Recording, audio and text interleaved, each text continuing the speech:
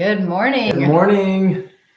How's everyone doing? Hey, gosh, is it dark or is it me? It's a little bit dark. Maybe it's just our Why screen is a it little always? bit. Hold, please.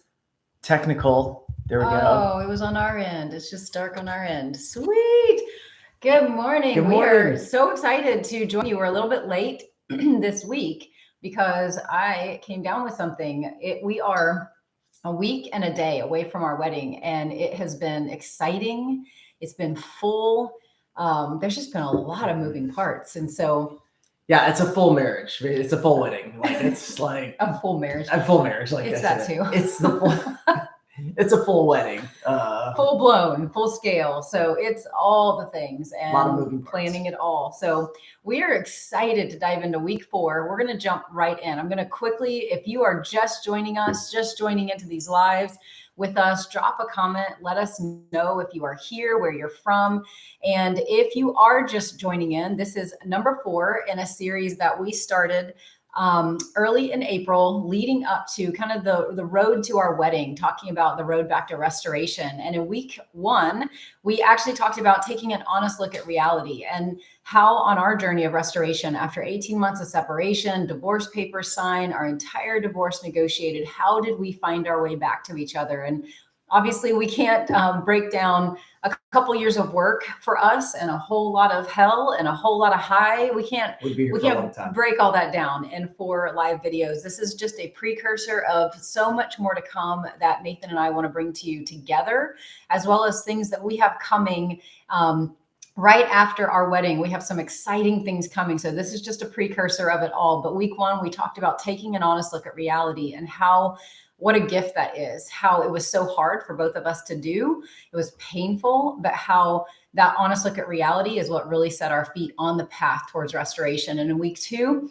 we broke down. Actually, that's kind of what we talked about. We talked about breakdown, how it leads to a breaking point, and on the other side of that thing that we resist so hard is our breakthrough. Mm-hmm. And you can go back and watch those videos. In week 3, we talked about, where do you even start? Do you start with the me or do you start with the we? So often in our marriages, we want to just work on the marriage. We want to work on the we part. And really, our journey looked so much like working on the me. Yeah. We had to find how to be healthy as individuals before we could come back and work on the we together. Now, you may be in a different season, and it may be the season for we. Mm-hmm. Every relationship is so unique, and it has such a different dynamic. And so you have to really be in tune to what your relationship needs.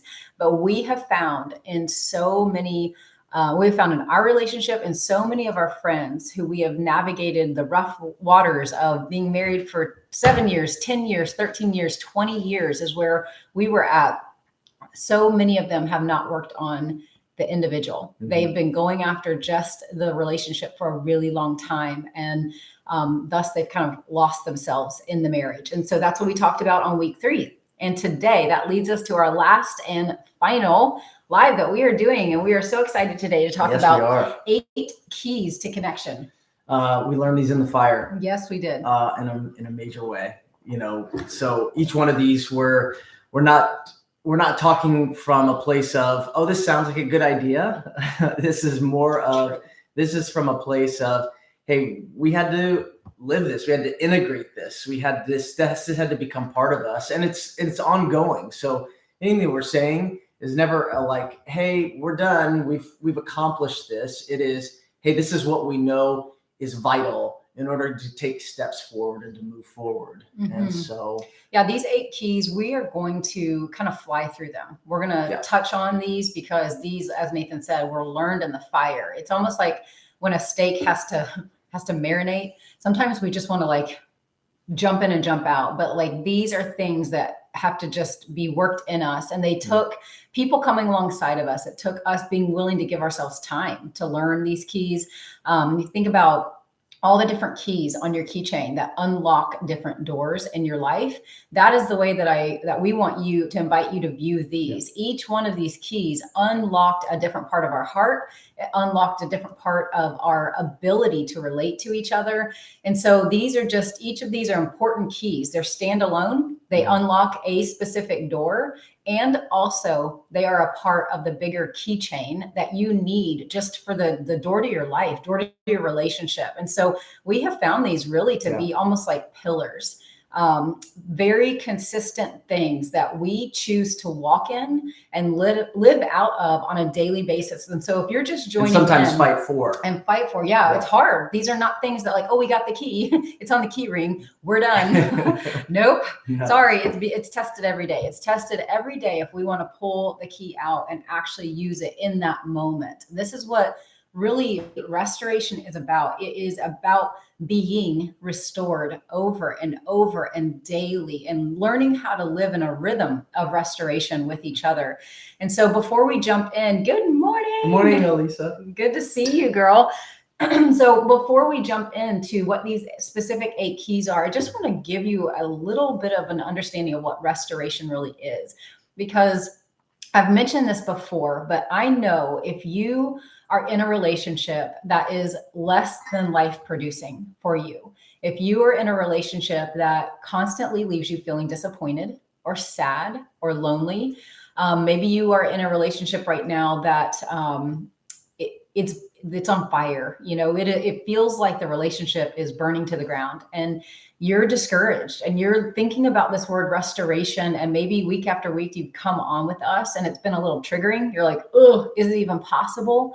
Is restoration even real? Can I even have it? We are here to tell you it is. It is real. You can have it, and it starts with you.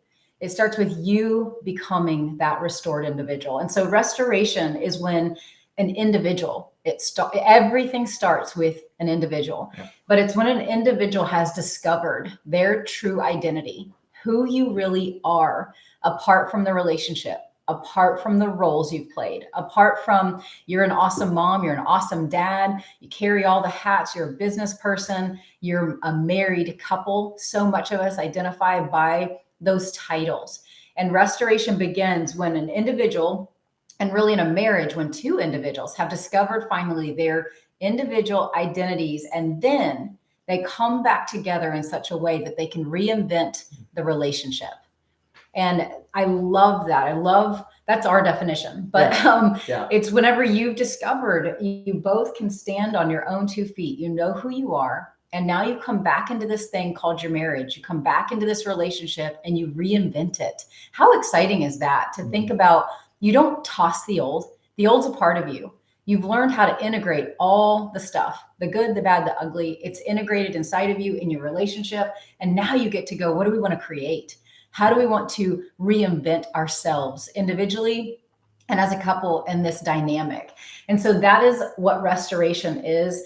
And restoration, you know, Nathan and I were talking about this last night, and you talked about how you were just talking about, like, when I think of restoration, I think of joy and vibrance and I mean, just life. When we were talking, I just was thinking, when you are restored, or when you're in the process of being restored, because we're always like in restoration, like it's always moving forward. I was like, that's really the abundant life. I mean, if you guys have any type of faith or relationship with God and at any level, he talks about the abundant life. And I was like, wow, it's not just coming to a place of like, oh, I've made it, I've arrived. It is the process of being restored, ongoing. I was like, that's the abundant life. Like, that's the amazing life of finding the joy in the midst of sometimes fire, in the midst of in the marriage, or sometimes when you're parenting or when you're at work. I realized you're not just, it's the moments where even if you feel like sometimes you're surviving, like when you're you're being restored in the midst of that, there is abundance. Well, it's the restored life is when you are at the place of no longer surviving. So some of you feel like you're surviving your relationship. You feel like you're stuck and you're just like plodding your way through it. And we get that. Gosh, I so get that. And the restoration part of it is when you're no longer surviving the marriage. You're no longer surviving the next fight. You're actually, okay, I've got tools in my tool belt. I've got keys on my keychain, and we're going to give you 8 of those here. I've got some keys where I don't have to just survive it. I actually get to use this conflict or use this argument or use this moment as this is life. These are the things that make up life that then help me become who I'm created to be. And it's amazing how when you have these keys and you use them, we had a conflict yesterday morning and we were able to have a breakthrough. So it's this breakdown, right? We talked about that on week 2. It was a breakdown we were having and we were able to get to a breakthrough because of these keys and able to get to this place where we didn't run from it. We didn't avoid it. And normally, that the pattern is, you've got your patterns and it feels so awful and you just want to get out of it, but it doesn't have to be that. It doesn't have to be that. So if you're only living in survival, you're not in restoration. So you can't only be living in survival. Yeah. Like you have to be moving out of that and taking these steps of what we're going to talk about that will help you. Okay. So without further ado, we're going to hop into these 8 keys. So key number 1 that we would say is very vital to your key chain. We talked about it on week 1, but I'm going to reiterate it really quickly, is honesty. So key number 1 is honesty. And I would love to just define these keys. Nathan and I are going to define these for you as we break them down. But honesty is your willingness to see and live in reality. So it's the moment where you choose to be honest about what's going on in your life and choose to shift from toleration. Up until now, you've tolerated a whole lot. You've tolerated a lot within yourself. You've tolerated how you react to things. You've tolerated the dynamic in your marriage, and you've tolerated it because up until now, it's done something for you. It has served you, if you will, in some way. You have gotten something out of the dynamic that you both have. So I know as mind-blowing as that is, you say you hate it, and yet you've done it. You've stayed in it. You've allowed it. You've participated and contributed to it. And so that's the pain of the honesty. That's the pain of the honesty is like, oh, wait a second. In some way, I've wanted this. I've chosen it. Yeah. If I didn't want it, guess what? I wouldn't be doing it. I wouldn't be in it. Yeah. And so that was an amazing moment for me, pivotal moment for me when I realized I have wanted this up until now. And I can choose different. If I'm willing to be honest and put that key in front of me, this is where the truth will set you free, friend. If this was like, okay, I'm avoiding truth, I'm avoiding honesty, but this was a moment and lots of moments after to say the truth, honesty is what sets us free. So as scary as it is, sometimes we fight so hard for dishonesty and putting our head like an ostrich in the sand. But why? What is the life that we're getting on the other side of it? So this key is so important. Yeah. And sometimes we fight, and like I did with Jenny Ray, I was constantly pushing her to be honest. I was more concerned about having you be honest and thinking that what I'm telling you is the honest thing but I wasn't being honest with myself. So it wasn't really honest. So there was this confusion and this craziness instead of actually just going, I need to first be honest with myself before I look at her, before I look at Jenny Ray. I have to go, what's going on with me? What's up with me?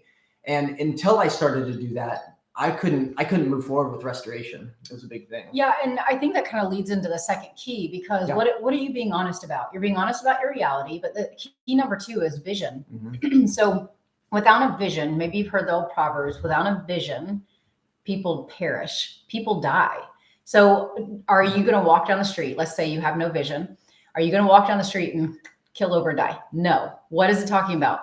It's an internal death. It's a daily death. You are not living a fulfilled, abundant life. You may be even listening and going, gosh, I literally feel like I'm dying inside. I used to say that. I used to cry myself to sleep. I used to cry because what people saw was an image that I had it all together. We had the perfect life, perfect marriage, perfect businesses, and I was happy. And it's not that it wasn't true. I did have a level of that. And yet I knew there was so much more. And so this vision is what guides you. Having a vision individually. And I'm going to define vision for you as the future life that you long for. What is that future life that you desire, you crave, you wake up wishing for? And if you aren't clear about that individually, how can you expect your marriage to actually have a vision? So a vision, with it you live, without it you die. Yeah. So individually, that's where this ownership thing comes in, where we are owning ourselves, going, I have to create a vision for myself, what I want, the future life I want. And that's where honesty comes in. Where have I been contributing to not getting that? Where have I been stopping myself, believing I'm a victim to my circumstances, that there is no hope? I know it feels that way at times, but is it?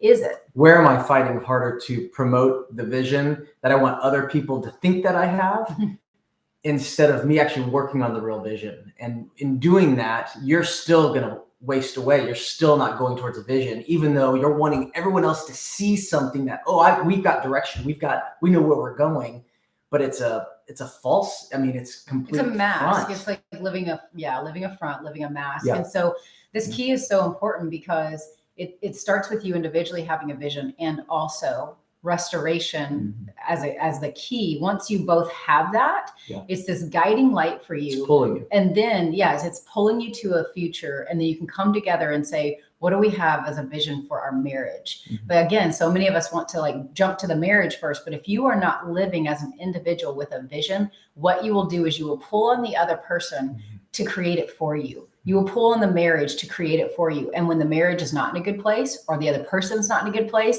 that's why you feel like you're dying, because you are looking outside of you for them to give you the clarity and the vision that you long for, and they can't. You have to come to the table with that. And this leads to key 3.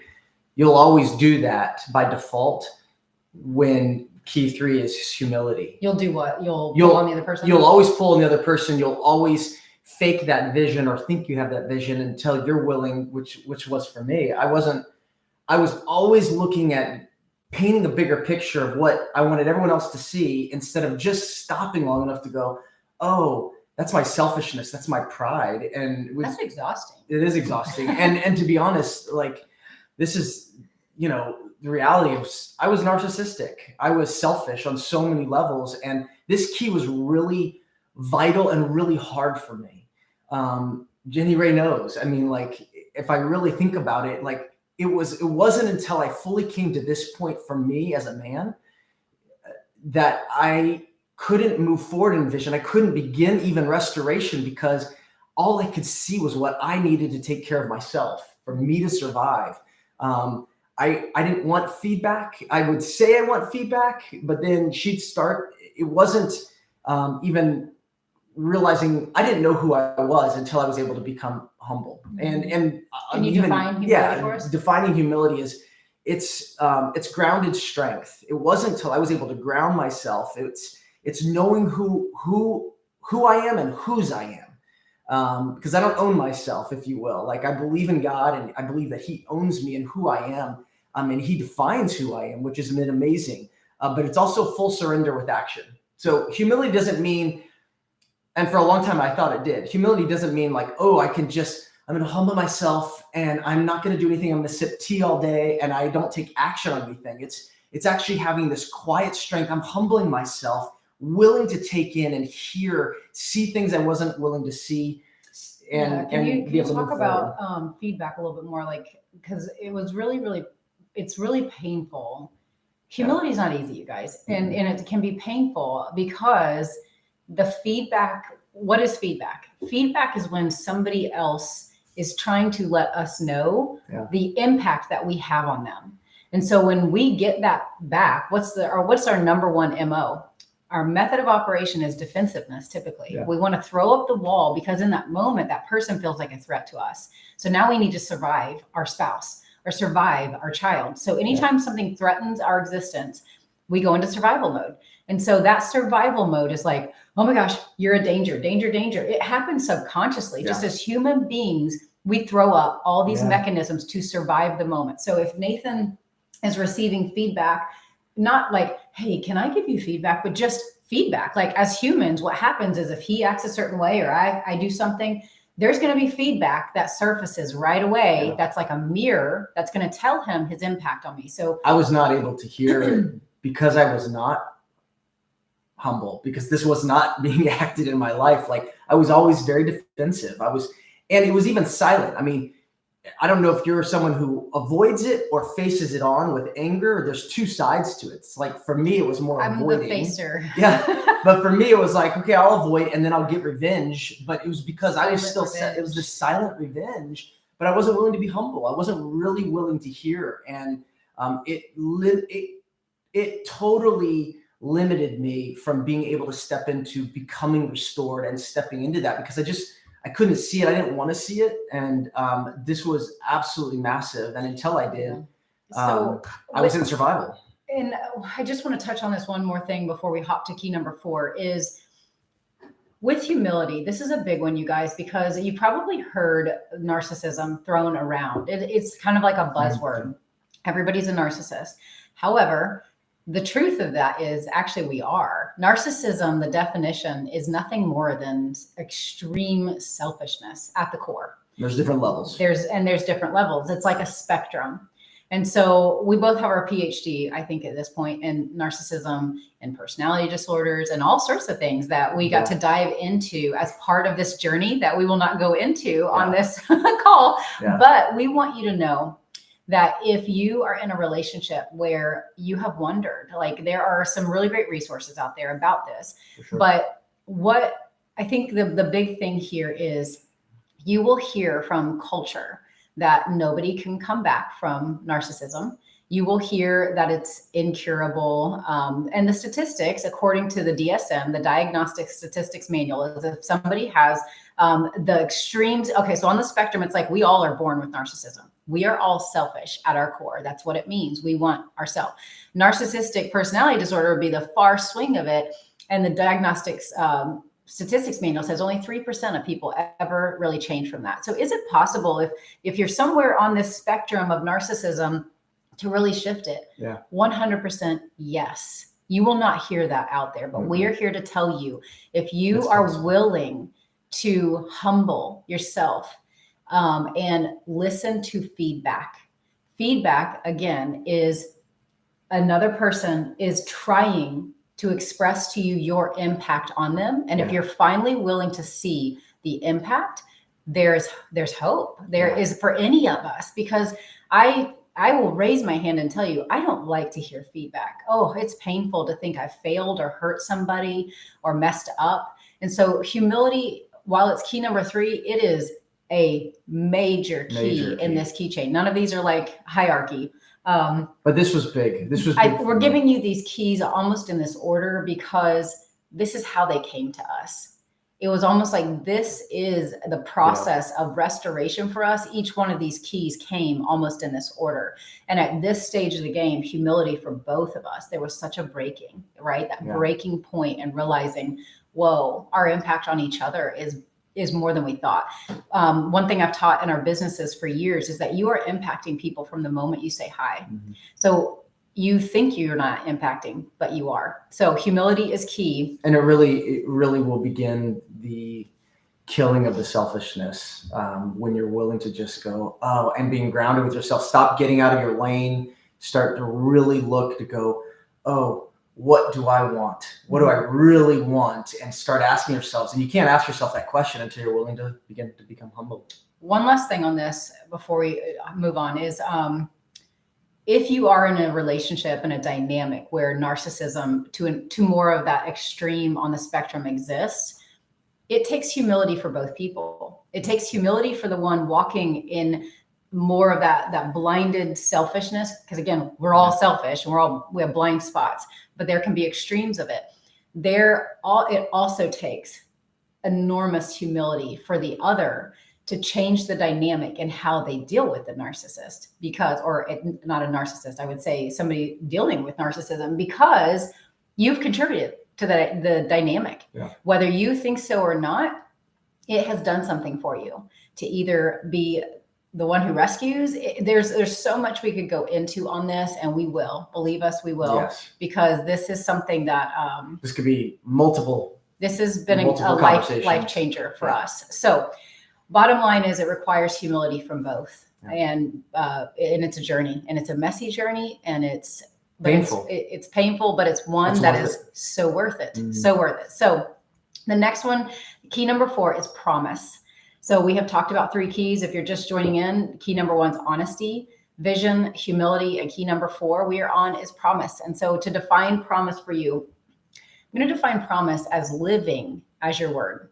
Oftentimes we hear promise and think it in our brain as keeping our word. Okay. I want you to think about it like it's living as your word. Everything you do, whether you say I promise behind your statement or not, you are making promises. So when my kids come in my office and they open the door and they say, hey, Mom, I need you. And I say, okay, I'll be there in 5 minutes. I just made a promise. That word went out of my mouth. It went forth from my mouth. And what it did was it created an expectation in my child that I would be there in 5 minutes. My child's body now feels it. It feels the promise. So when our word goes forth out of our mouth, we create expectations. And there's so much, again. I'm 10 minutes away. That's Oh the my classic. gosh. I'm 10 minutes away, sweetie. I'll be home. And all of us would just know, just go ahead and start eating. Waiting He for hasn't dinner. actually Like, even I haven't yet. even left. You know, I mean, like that's just the truth. And we laugh now, but you guys, those painful. broken Yeah. promises, if you can, how you are in anything is how you are in everything. Mm. And when you do not live as your word in the small things, you do not live as your word in the big things. And so some of you might be in a relationship where you've been blindsided by a really large broken promise. And you're like, I never saw it coming. Really? You never saw it coming? With the amount of broken promises on a daily basis. I'll be there in 5 minutes. I'm 10 minutes away. Yes, I'll mow the lawn this weekend. Yes, I won't spend. We'll talk to each other. If anything over $100, I'll talk to you before I do. And those are broken promises. And you may be experiencing a lot of those on the other side of you, but I want to encourage you, if you want to be on your road to restoration, begin to take note of where you are breaking promises, where you are not living as your word on a daily basis. And I wanted to capitalize on all his broken promises, when in reality, when I got in my lane and started looking at myself, I was like, oh my gosh, I literally do not live as my word ever. Like I am breaking my promises ever. I was picking and choosing. Well, this one's really important and this one's not. Yeah. What I didn't realize for me was just saying something, because I didn't say the word, oh, I promise I will do this. That was in my head. That means that's a promise. But if I just say that I'm going to do something, it doesn't really mean a promise. But what was so painful in the process of, a big part of why we got separated and the whole journey for us was it was all these little expectations. I would say when I was doing something without saying I promise, but in her mind and even in her body, she was going, oh, he's going to do this. And when I didn't follow through with that promise and I didn't live as my word, it created fracturing. It created fracturing in her heart and in the relationship, and what we were trying to create on some level, it wasn't being built at all because of it. And we don't realize how we break trust with each other daily. When that was happening, and I would do the same, it erodes the trust of the relationship. And you can't have a relationship without trust. Trust is the foundation. And so all those broken promises. One last thing on promises, I just want you to think about the fact that there are only 2 things on this earth that bind us. So as I said, when your word goes forth, you've created an expectation in another person, even in their physical body. That's why when the broken promise happens, you feel it. It's like, oh, there's only 2 things on earth that bind us to another person. It's our promise and it's our bitterness. And those 2 things, if you think about promise in that way, you'll own your word differently. You'll begin to look at, where am I contributing to the breakdown of this relationship because I do not live as my word in the small things. How I am in the small things is how I will be in the big things. And so the small things aren't just the small things, they're the big things. So promise is a huge key if you want to get back on that road to restoration. But again, remember, you can't control the other person and how well they're doing at keeping their word. You can stay in your lane, begin to be a person of promise, a person of your own word. And then there's a whole bunch of tools we could give you on how you create boundaries when the other person does not choose to live as their word. Up until now, at this moment, they're not choosing to. What do? We can't break that down on this, but reach out to me. I can help you. And your lack of holding promises really leads into the next key of how committed are you? Is your commitment, which is the next key. It's commitment. Yeah. And what it is, commitment is what we're sending with our word. It is our level of action moving forward. Like, what are we sending with our word? And we're not going to get into it. What are you sending our word with? Excuse me. What are we sending our word with? Like, there's different levels of commitment. And mine was very low, I realized, because I was not following through on my promises. And so it was like it's the vehicle that's supposed to carry your word. Excuse me. Yes, thank you. I'm like coughing.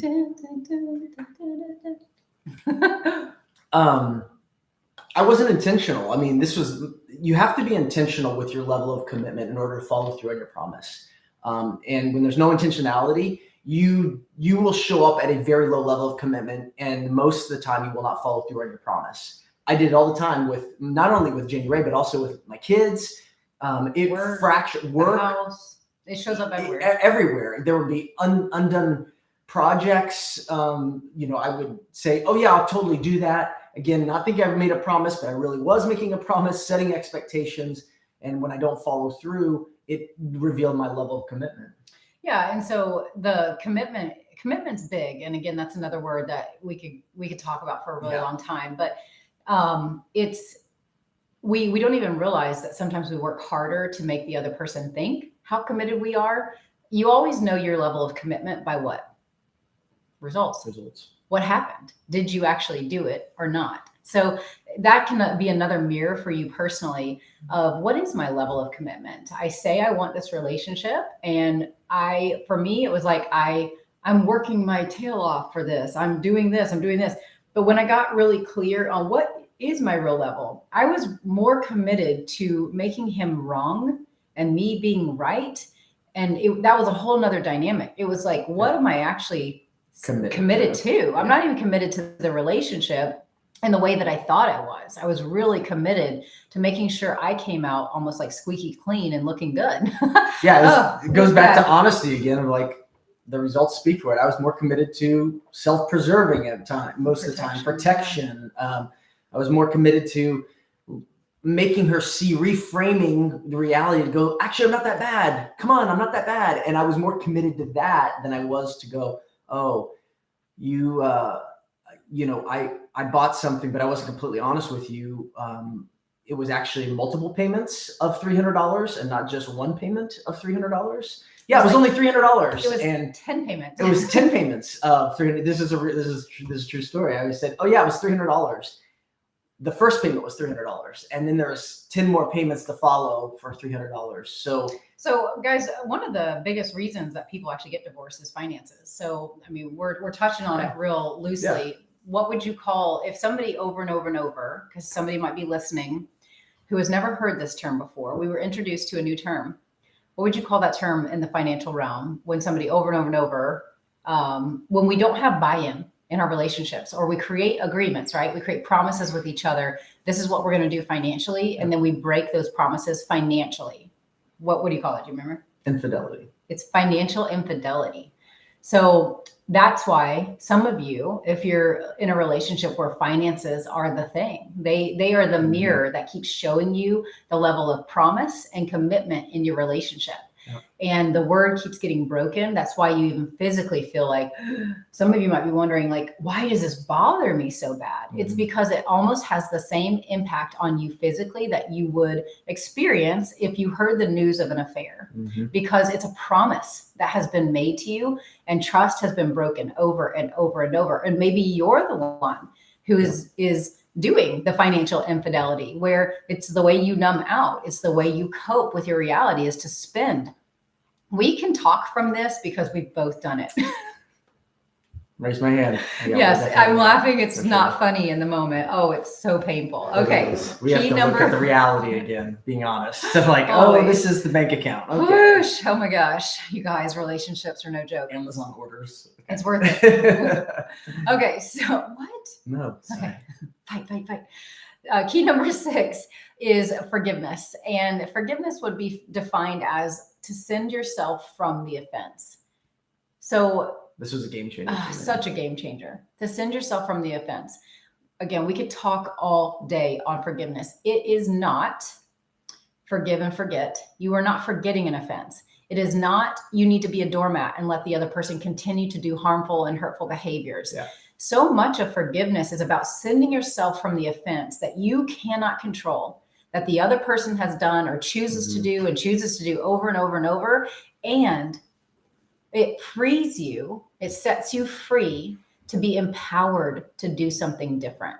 When you are still on the hook because of bitterness, remember there's two things that bind you: promises and bitterness. So broken your word, your promises bind you, and your bitterness binds you. When you are unforgiving, there is so much bitterness. I had so much bitterness in my heart and I didn't know it. I had so much bitterness.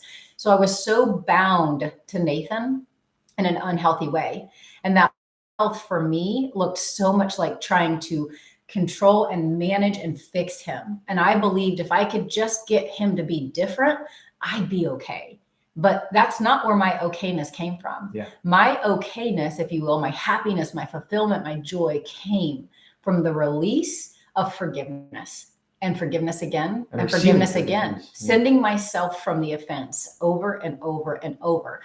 Finally, I was so afraid to send myself from the offense because I thought I was giving agreement to it. I thought I was saying, okay, it's okay what he's doing or whatever. And he probably felt the same about me. Okay, if I forgive you, it means that I'm okay with the way you're talking to me or acting. Yeah. And that's not what it means at all. It actually takes you off the hook of that bitterness, that binding that you have bound yourself to this person in an unhealthy way, frees you to then move forward and reinvent yourself. How do you want to move forward?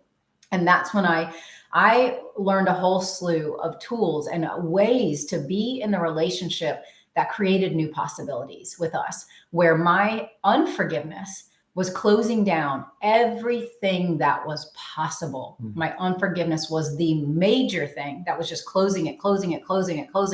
So when you do not choose to pick up this key out of fear of I'm agreeing with it, it means I'm saying it's okay, you are actually keeping yourself stuck in the reality that you're living right now. And forgiveness, two things that come to mind. Forgiveness doesn't mean you don't have boundaries either. It doesn't mean that, okay, I forgive you. Okay, open up the door and just whatever, have your way on any level. That's not what that means. You can forgive someone and still have, hey, this is healthy boundaries for me to be able to move forward. That's one thing. But if you're wondering why you're living boundaryless, look at your forgiveness level. Yeah, that's true too. It's because you're bound in such an unhealthy way that you forget where you end and the other begins. It's because I'm going to constantly jump into Nathan's lane because I am bitter. I need to fix it. I need to make it stop. And so I'm going to be the furthest thing from a boundaried individual. The boundaries are here. It's my skin. It's here. And when I'm in unforgiveness, I can't do anything other than try to change this.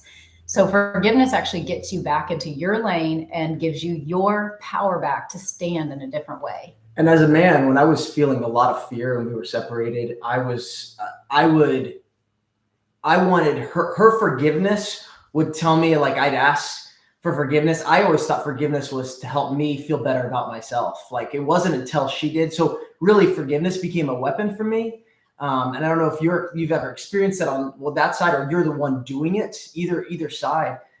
It becomes painful because you're like, okay, you're saying the right words, you're asking me to do the right thing, but something's not lining up. Like, I feel like I'm forced to do this or something of that nature. And in some way it can be very manipulative. Just forgive me. Come on. Why don't you just forgive me? I mean, and that was a lot of pain. That was caused. And if some of you are in that dynamic and you are spinning and you feel confusion, real forgiveness does not create confusion. Yeah. True love does not create confusion. So if there is like a spinning in your mind and you're like, something feels off, part of the work is to keep peace. Yeah, is to keep getting clear for yourself, because that was part of my crazy, was like, something feels off. The words are right. Can you just forgive me? And it was like, well, I do, but because it was like I still was associating forgiveness means, because that's what Nathan would want at times, was forgiveness means just move on and just act different with me and don't have any boundaries. Like, let me do what I want. And then on the backside, I'll just say, will you forgive me? Yeah. So forgiveness can be a very, very manipulative tool. Yeah. And if you're in that dynamic, reach out to us. Let us know. We've got some tools for you. Number 7, we're going to move on to, did you have something else? Well, no, I was going to go 7. Well, I was just going to say that because I weaponized forgiveness, it kept me from having to take responsibility. I would say, instead of me actually changing, I would go, oh, just forgive me. It would keep giving me a green light or a pass to continue to keep doing what I was doing. It kept me from doing the next key, which is responsibility. Like it allowed me in my head and my mind to go, I'm not responsible for that. Like, you just forgive me. I don't have to shift or change. And that is not healthy. And that was not And a lot of times forgiveness can be used to shut down the emotions. Yeah. Like if the other person's hurt, will you just forgive me, or I apologize or say I'm sorry, it doesn't create space for intimate conversations that need to happen, like the reality of those conversations. And I understand some of you are in such a fire, those conversations aren't even possible at this moment. You want to define responsibility? And responsibility is defined as taking full ownership of what's yours to own, taking full ownership of your life, yourself.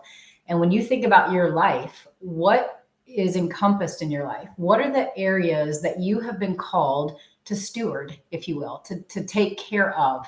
And have you gotten clear on it? And that's where some of our sidewaysness went, because we got married 21, 25. We got pregnant a month after we got married. We had 4 children in the first 6 years of marriage, lost a child in the midst of that. And we never actually had conversations around what is ours to own, what's yours to own, what's mine to own. And when I say own, it doesn't mean the other person, you can't renegotiate and go like, okay, I'm having a bad week, or I need you to pick that up. We just never had conversations. There was things I brought in going, well, I saw my dad do this, so that's what a man does. Like, a man always takes out the trash, or a man does this, or a man does that. And he came in going, well, I saw my mom do this, so like, why are you not doing it that way? So we never got clear on, these are the areas of our life that must be tended to, that must be stewarded, and who wants what. And I mean, a funny one is whenever we started dating again and we started having these conversations, I was like, can I be really honest with you about something I absolutely hate? I hate getting gas and I hate going to the grocery store. I got you gas this morning, by the way. Yes. See, we made a deal. we have deals now. I'm like, okay, the deal is can I run the car all the way down to empty and then you fill it up? Yes. I'll do something else for you. I'll do dishes. Sure. I'll do anything else. I don't like getting gas. Or the grocery store. Yeah. So we moved all the groceries to his budget, and he's the grocery man. It's my responsibility. Because he's like, really? You hate that? He's like, I don't mind at all. Like, he just wanders around and gets what he needs to get. Yeah. I hate the whole process, you guys. I hate getting it. I hate paying, like the checkout line. I somehow always pick the slowest one, and I'm the most strategic thinker ever. And so I'm strategizing which line's going to be the fastest. And somehow I feel like God always puts me in the slowest one to teach me patience or something. And then I get mad because I'd be waiting out in the car a lot of the time when we were like, she's like, again, I got the lane. She would always get the lane. Register broke when I got there. Like, we actually need to go today. I mean, I don't want to stay until tomorrow, but. And then it's like, you have to put it in the car, and then you have to go home, you have to unload it. Oh, it's a whole process. I'm like, this is just crazy. I know some of you are thinking, why do you not do like DoorDash or something, or click something? I don't even know. We haven't figured all that out. We have someone else who hates grocery shopping. So. Yes! I do not like it at all. I know there's all these like tech things that we can do and order it, but I like to actually see the food, make sure it's good. And yes, these are very, very important conversations that create breakdown in our relationship because you have an expectation of the other person. You've just never said it. Yeah. We never talked about it. So, and it's really, I mean, let me just say this last thing on responsibility. Like, it's being willing to hold the bag. It's being willing to say, to be the one to go, I'm making this decision. I'm taking responsibility for it, and rise or fall, I'm owning it. That's real responsibility. I didn't really learn that growing up. I was able to be rescued a lot. No right or wrong. It just was. I mean, it's just our upbringing in a lot of ways. He had an identical twin, and they even like broke up with each other's girlfriends. I mean, when you got somebody that looks just like you can be rescued. You can be like, I don't want to do that hard thing. You do it. And he's like, okay, I have zero emotional attachment to this. I got this. confession, my twin's probably watching this, Joel, and I would manipulate him to actually pack for us for trips. I mean, I could get him to do these things like, hey, I'm going to go and get some food for us. Can you just pack? Because I'm in such a hurry. And he'd be like, okay, I'll do it. So do you see what happened? I became the surrogate twin. And at some point I realized like, wait, I'm not your twin. I'm your wife. Yeah. I am not doing that. Yeah. Okay. So responsibility. Yeah. And we both had to learn this key. Oh, there was so much that I thought, because my part of the dynamic, you guys, listen, this is important. Last thing on responsibility. I thought I was responsible. Responsible is literally my middle name. Like, I'm responsible. I was overly responsible. Yeah. So my contribution into our breakdown was I was complaining about areas where he wasn't taking responsibility. And yet I was willing to take it. I was willing to be overly responsible. And because I kept taking it, I was drowning. I was juggling everything, businesses, kids, homeschool. I mean, everything. I was juggling it all. It was rescuing me. I was rescuing him out of taking responsibility. Yeah. I didn't know how to disrupt that dynamic. And I'm telling you, if that is you and that resonates with you at all, I have an entire blueprint of how to break that cycle. I call it the crazy cycle. Oh my goodness. I've helped so many women this last year. It has been the greatest joy of my life to watch one woman, hundreds of women break this cycle of when you are strong and you're a capable woman and that's every woman, right? Sorry, but we know how to juggle a whole lot. Yeah. But when you start taking over responsibility, it's really hard for you to actually look and see where you're being responsible for the dynamic. So I had to use honesty to start seeing, wow, I am really contributing to this dynamic majorly. The very thing I hate, I'm actually causing it. So key number 8, last but not least, is taking courage. Courage. Last key.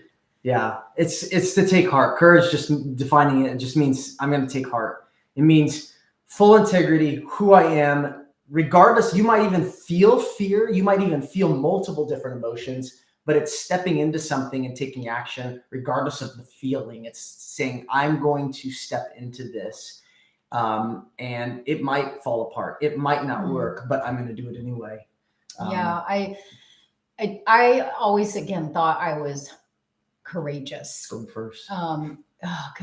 Courage is one that's like, if you can just grab that key and hold on to it, because what courage really looks like is, it's, as Nathan said, it is the willingness to act and move forward while you're bawling your face off. Yeah. It is the fear that you feel and you're willing to step. Courage is so much about the and also. It's both. You're not gonna feel brave and mighty. It's like courage is birthed out of that willingness to take heart and step up into the thing that scares you the most. And when I think about courage, I think about how many times in our relationship, courage has just looked like this for me, like the willingness to open my hands and let go. Keep it open. After the loss of our son, like the willingness to just every day, like let go and just be like, I don't understand. And I don't even know how. I don't have the playbook. I don't know what, but today I take heart. I let go. I trust. And that doesn't mean it's just this passive thing. We hear these words like trust, and it's like, okay, I'll sit back passively. Trust meant, no, I step into the fullness of the life that God's given me today, and I will face it head on. That's trust. It's active. So courage isn't this passive feeling, this thing that comes upon us and descends on us. It's an action. As you're taking action, the courage rises up inside of you. Yeah, I mean, if your husband is watching this, if you're a man, you're watching this, I want to talk to you for a second. Sometimes courage could just look of stopping long enough to get in touch with actually what you're feeling, getting in touch with your heart. Maybe for most of your life, like me, it was like, just keep suppressing it, shut down. You can only show up one way. There's certain things you can show up with and certain things you couldn't. So you better get your junk together, and you can't be what you're feeling. Like you can't show that in any way. And you do that long enough, you become explosive, or you want to continue to hide and you get scared and avoid, which is mainly what I did. But it could just be going, what am I really feeling? Asking yourself that question. It's just courage to even ask yourself that question so that you can drop into your heart to go, oh, that's really what's going on, and start to begin to give it a voice. And that's hard. It takes courage to do that. That's good. So the 8 keys we have are honesty, vision, humility, promise, commitment, forgiveness, responsibility, and courage. And if you begin, here's the thing. These words are familiar words to you. These are not rocket science words. Hopefully you've heard some nuggets today that maybe gives you even a different definition of the word. However, if you will begin to do the work on grab one key, grab one of these and begin to put it in your tool belt. What comes out of these 8 keys is new possibilities to reinvent the relationship in a way that you've only dreamed of. What comes out of these keys is just the ability to rebuild trust. So as we put these keys in on our own individual keychains, if you will, we had the ability to begin to rebuild trust. Trust is the foundation of the relationship. And ultimately, it gave us the ability to trust ourselves. So much of our trust of each other was eroded because we weren't even trusting ourselves. I didn't trust that I knew what I wanted and needed, knew how to express it. I didn't trust that I could stand on my own 2 feet or keep my boundaries. There's all these ways that I just had such mistrust of myself. And so I wanted Nathan to be trustworthy to fix my own mistrust of myself. It's like we're constantly going outside of us to look for the other person to do what we actually have the power to do. These keys gave us permission to begin to step into trusting ourselves and then trusting each other. It's like giving ourselves a permission finally in a healthy way. And I think the last thing these keys do, so it's new possibilities, ability to trust ourselves and each other. It helped us to discover who we really were. So when you begin to become this person of honesty and vision and forgiveness and promise and commitment and responsibility, courage, when you become that person, that's really what integrity is. You become an integrous person, which integrity actually means, we think it's just a character trait, a moral trait. It's not. It's wholeness. You become whole in such a way. So if you are listening and you're like, I want more. I know these words. I hear what you're saying, and I want to find a way to integrate these into my being, integrate this into my behavior.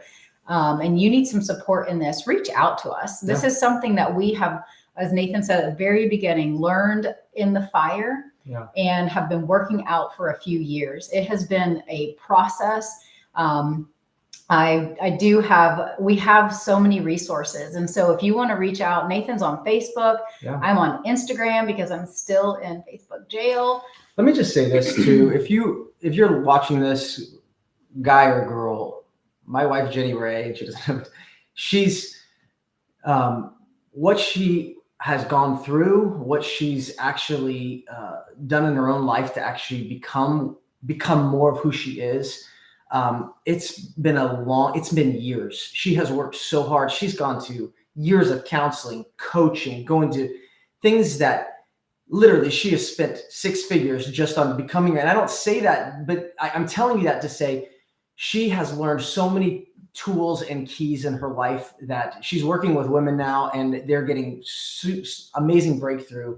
But if anything like this resonates, reach out to Jenny Ray. She is reach out to her. She would love to have a conversation with you. We're down to earth. I'm working with men as well too now, but I'm saying that to say, we want to see people have breakthrough. I mean, that's our heart, our desire. I mean, we're getting remarried, which is amazing. 1 week away. 1 week away. And I think our greatest desire is for individuals to walk in wholeness and who you were created to be, and the true you, that person gets so buried underneath the roles you play, the rules you feel like you've had to follow your whole life, and the responsibilities you carry. And you wrap all that into marriage and marriage struggles, and you just feel lost. And so if that's where you're at, I've got some exciting stuff I'm rolling out here after the wedding. I cannot wait. I'm literally so excited. So behind the scenes of planning a wedding and executing a wedding, I've been working on some stuff for you. And if you want to be one of the first to know when it drops and goes live. There, I'll have a link underneath in the comments below this video. You can just click that, hop on the wait list. It is coming very, very soon. And I can't wait. I'm so excited. It's going to be some powerful resources to just help you on this journey of finding the true you, becoming your most authentic self, so that you can step into the power that's inside of you and live to the full potential, no matter what. That is what I craved more than anything. No matter what happened here, I wanted to learn how to let go of the outcome in such a way that I could live happy, whole, and healthy no matter what. I was so tired of life circumstances. It was like a roller coaster, taking me down and have to claw my way back out and taking me down. I wanted to learn how to be okay, even when it wasn't okay. And if that's you, join the list, and I will make sure you are the first to know. Reach out to us on Instagram or Facebook. Find us. And thank you so much for your time joining this series with us. It has been so much fun. The next time you see us, I will have a new ring, and Nathan will have a new ring, and we will be newlyweds. Remarried. We'll probably do a live maybe or something fun. Yes, so exciting. And because I'm not on Facebook, if you go over to Instagram and follow me, I'll be doing a lot of stories coming up for the wedding. She's still in Facebook jail, in case you were wondering still, like, why can't I find her on Facebook? I don't know if it's coming back, you guys. I think it's gone. Thank you, Facebook. So we're going to do some exciting things. Instagram, we've got a podcast. There's some cool stuff coming. So, all right, friends. All right, everybody. Love you all. Thanks for joining. Talk to you later. See ya. Bye.